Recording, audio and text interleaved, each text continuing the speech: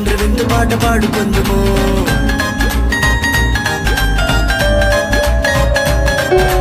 వెయ్యి నోళ్ళతో వేవేల నోళ్ళతో కూడి పరమ తండ్రి విందు పాట పాడుకుందుము.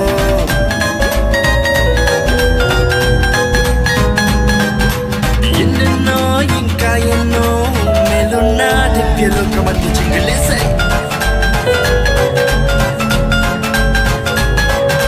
పరమ యెరూషలేము చేరి కొత్త పాట పాడుదాం, పరమ తండ్రి చెంత చేరి విందు పాట పాడుదాం.